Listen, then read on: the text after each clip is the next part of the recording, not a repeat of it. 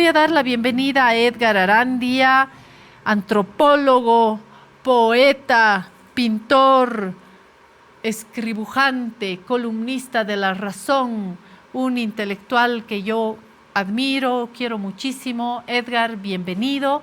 Te abrazo así a la distancia. Hoy tienes como escenario Tuequeco y decirte gracias por la amistad y por toda la contribución que haces a esta casa periodística. ¿Cómo estás este 24 de enero, Edgar?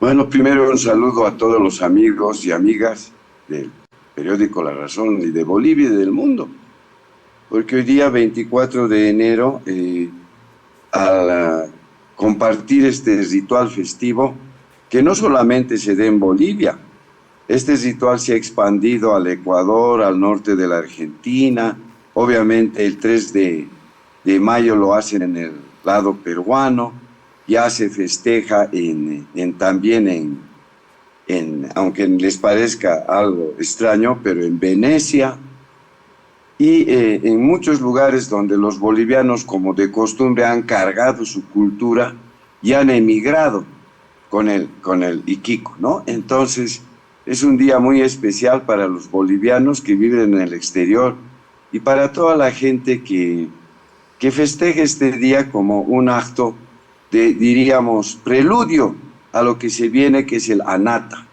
Entonces, el Iquico, la alacita, tiene que ver con los ritos agrícolas que se dan en este lado del mundo y que prepara a los seres humanos para que reciban el Jayupache, el tiempo de las lluvias que ya estamos viviendo, aunque de una manera muy, muy escasa, pero es el tiempo hembra, el tiempo de las lluvias que nos van a permitir disfrutar de la abundancia que el Iquico prepara para los seres humanos. Entonces, es un día muy, muy bello y a mediodía se va a hacer el rito principal en todas las plazas donde haya iglesias.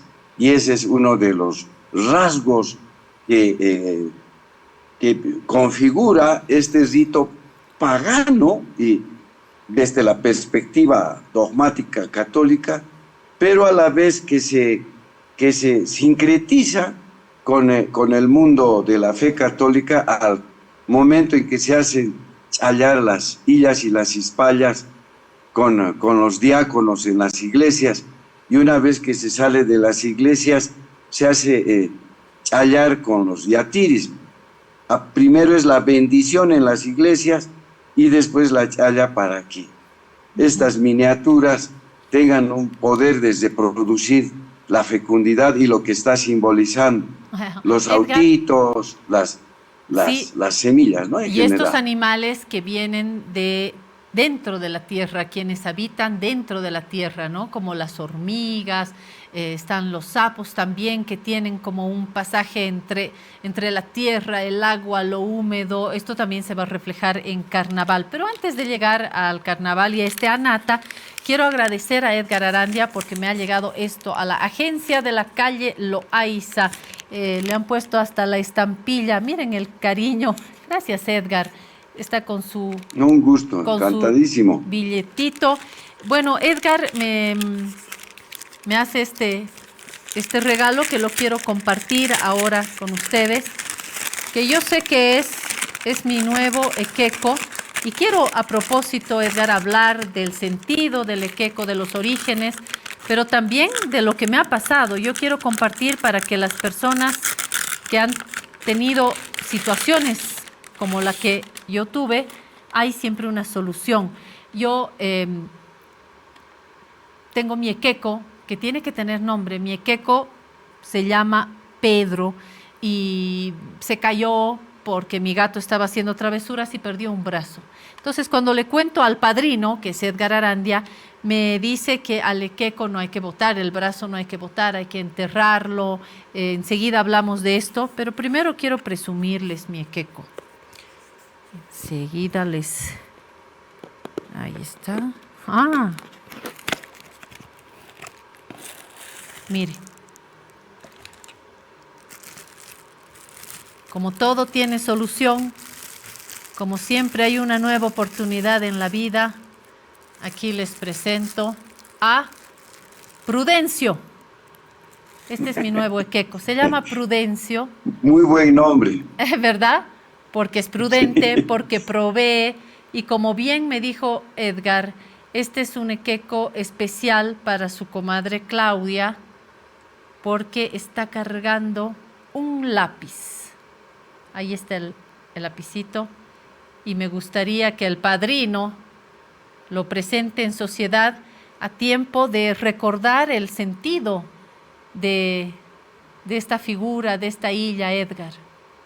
Muy bien. El Iquique no es más que una illa humana. Como todas las cosas pequeñas que a la cita se presentan, el Iquique tuvo su origen precisamente en este problema del enanismo. Cuando vieron por primera vez, esta es una teoría, ¿no?, en la que yo creo que es la más cercana a la objetividad, veían que eran muy pequeños, pero que desarrollaban sus aparatos genitales de manera normal. Entonces, se dice que en esa etapa del desarrollo de la civilización tehuanacota, lo consideraban illas humanas, fuentes de fecundidad humanas. Es por eso que tenían un trato distinto. Y yo les voy a mostrar cómo el Calliscachi Equeco era el que visitaba las casas de las mamatallas, era el visitador del reino. Creo que Oscar nos puede poner esa figura donde está el Equeco vestido muy lujosamente. Ahí está. Este es un dibujo que hizo Guamán Poma de Ayala, ahí donde lo presenta al Iquique como visitador, ¿no? Y este es en la etapa incaica, en la que sus competencias como parte de la administración del mundo indígena de esa etapa, él tenía ciertos poderes. Era una especie de ministro del interior, por ejemplo. Aquellos que estaban muy descontentos con las acciones del Inca, entonces él tenía la potestad inclusive de llevarlos a la prisión. Y era el que veía en qué condiciones estaban las casas donde moraban las ñustas, las mujeres principales, las viudas. Y hay también en el libro de Guamán Poma de Ayala, donde se muestra a las mujeres iquicos, ¿no? También eran parte de la administración del imperio inca y obviamente también en la etapa del imperio de Tiahuanaco.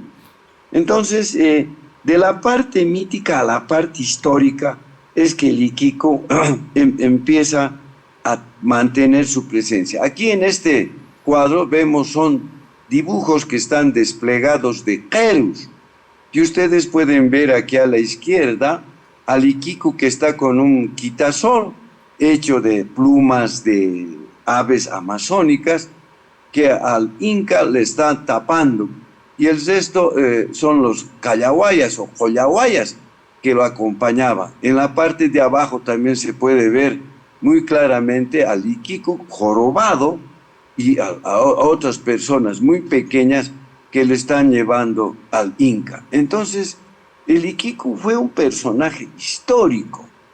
En un principio, su origen mítico se comprobó pues que era no solamente mítico, sino en las ciencias sociales actuales, los rasgos míticos nos dan indicios de que eran personajes históricos. Entonces el Iquique sí existió, no era un personaje sobrenatural ni mítico, que con el paso del tiempo y durante la colonia fue perseguido en la extirpación de las idolatrías, porque empezaron a representarlo, ¿no?, en figuras al que llamaban Achala, que era un enano jorobado y que representaba la fecundidad humana, y según algunos autores también al rayo Huatunupa. Pero toda esa parte está en discusión y se ha desechado. Y con el transcurso de los años, estas imágenes fueron divinizadas, ¿no? Como ocurre con los santos en el mundo católico, como ocurre popularmente, por ejemplo, con Lucho Espinal por la zona de Purapura, por el matadero en la ciudad de La Paz. Este sacerdote que fue asesinado un 23 de marzo Y es botaron su considerado cuerpo un por ahí, santo. ¿verdad? Sí, y botaron Sí, su cuerpo por ahí. exactamente. Entonces ahí Con Carlos hicieron una Palenque pequeña también me capilla. comentabas, Edgar, en una conversación previa. Con Carlos Palenque también ha sucedido algo así. Exactamente.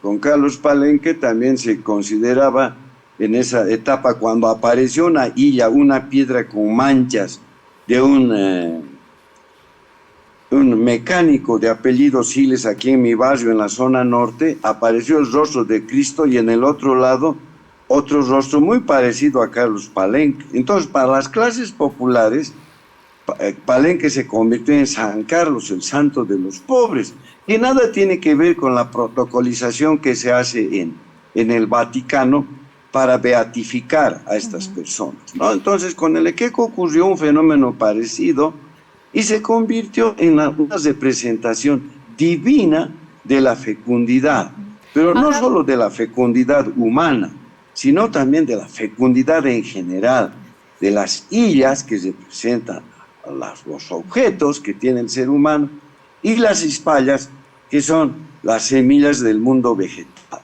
Entonces, eso y la es lo que estamos apariencia, celebrando hoy. eso es, Edgar, y la apariencia también se ha modificado de ser esta primera figura indígena, desnuda, con el pene erecto, con la joroba, enano, en fin, ha pasado a una transformación vía, me contabas también, ciertas negociaciones políticas de la historia post caída y por supuesto muerte de Tupac Katari y Bartolina Sisa, se empieza a transformar la imagen de esta deidad y comienza a tener desde el rostro un rostro más mestizo, más cholo, lo mismo con la vestimenta, se va transformando, pero no pierde, creo que, el núcleo, ¿no? Que es la fecundidad, es la riqueza en términos esenciales, no necesariamente de dinero, ¿no? Así es. Entonces, como todo ocurre en la evolución del ser humano, la figura, el ícono del Iquicu fue transformándose hasta convertirse en una representación mestiza, chola, de esta divinidad. Es por eso que ahora se lo presenta. Si se dan cuenta que su configuración sigue representando a la fecundidad y la adoración al Capac Raimi, ¿no? Porque está mirando arriba, está sonriente, con su guata, con los brazos extendidos, ¿no? Él está diciendo, miren, ya llegue la nata, ya llegan las lluvias, ya las semillas están empezando a dar sus frutos. Alégrense, porque el Padre Sol está calentando esas semillas para que nosotros los disfrutemos en la nata. Porque el Iquicu, en realidad, su principal ritualidad era el 21 de diciembre, que es el solsticio de verano, donde se construían las hillas y las hispallas en arcilla y se lo hacía secar al sol, ¿no? Entonces, hasta ese momento era la chalacita, que quiere decir cambiaremos nuestras cosas, porque ya el verbo de comprar se volvió a la cita ya en la etapa republicana, cuando ya llegó el capitalismo primario a los territorios bolivianos, y una de las primeras hillas billete fue durante el gobierno de Melgarejo, ¿no? Que hizo los primeros billetes en papel, porque antes solo habían monedas. ¿Y cómo representaban las monedas en la alacita? Eran lo que se llamaba los tapabalazos, que eran botones de cobre que representaban al sol, y las tapabalazos de color plateado representaban a la luna. Entonces representaban la luna hembra y el sol macho. Pero para la fecundidad. volviendo a esto del dinero, Edgar, Coco Manto, en uno de los textos que publicamos 3 textos hoy de Coco Manto en La Razón, porque un día como hoy partía Coco Manto. Te voy a leer un pedacito porque hace referencia, dialoga con lo que acabas de decir. Dice Jorge Mancilla, al respecto, y como máster en ecología que soy, dispersaré una décima en el humo del cigarro del preste mayor de la fiesta del 24 de enero. Ojalá que el tan reverenciado Fortunato me atienda y entienda. Comillas. Equeco, ¿con qué desprecio el comercio te ha tasado como objeto de mercado, en abierto menosprecio? Tú eres valor y no precio, eres deseo y semilla de la abundancia, deidad, de pan y fertilidad. Equeco, tú eres la hilla de la ciudad maravilla. Este texto nos dejó Coco Manto y creo que hace referencia a esto que acabas de mencionar, Edgar. Es así, Coco sabía muy bien este tema, ¿no? Antes ya lo habíamos conversado alguna vez, porque Coco fue muy amigo mío, ¿no? En algún momento, en los exilios sobre todo, que nos conocimos. Y lo que él está diciendo es correcto, porque lo han convertido ya en la etapa republicana, fue poco a poco convirtiéndose más en un objeto comercial, de dinero. Por eso ya le cambiaron. De divinidad lo convirtieron en Dios de la fortuna y el Dios de la abundancia. En el mundo indígena no hay Dios, hay divinidades, ¿no? Y el Equeco se convirtió en divinidad. Entonces, él no promueve la codicia. Por eso es que cuando está así, tiene un pico y una pala, y generalmente carretillas. Te está diciendo, yo soy el objeto memoria que nos remite al suma camaña, al buen vivir. Para eso, tienes que trabajar en armonía con la naturaleza y vas a ser un ser humano rico y pleno, no codicioso, no para acumular grandes fortunas, sino para compartir y repartir, para que a nadie le falte comida, para que cuando haya abundancia compartamos todos los frutos de la Pachamama y gocemos de la vida, hagamos el amor, comamos con los niños, con los ancianos y bailemos al son de la moceñada y de la tarcada, que son los instrumentos de esta época, del Jayupacha.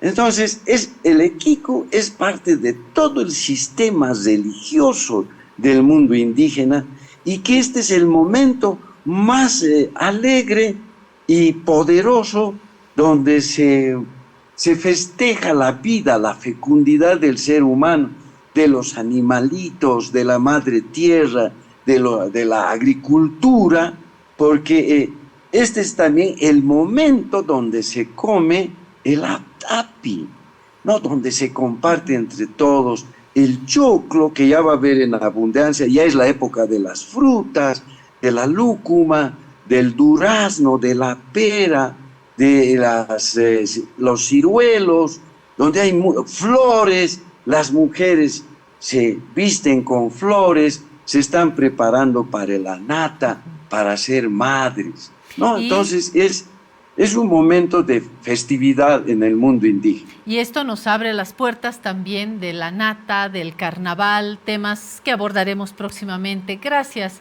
Edgar, por esto. Te invito a que escribas más largo en la revista Escape, por ejemplo. Puedes tener un espacio más amplio para contarnos y volver a alegrarnos con esta riqueza que tenemos en el país. Muchas gracias, Edgar. Encantado, ha sido un gusto y jayaya con el Equeco, que lo disfruten todos. Jayaya. A mediodía sobre todo. Eso, por eso decimos feliz a la cita y próspero carnaval. Será hasta pronto, Edgar. Te mando un abrazo. Un abrazo para todos y todas.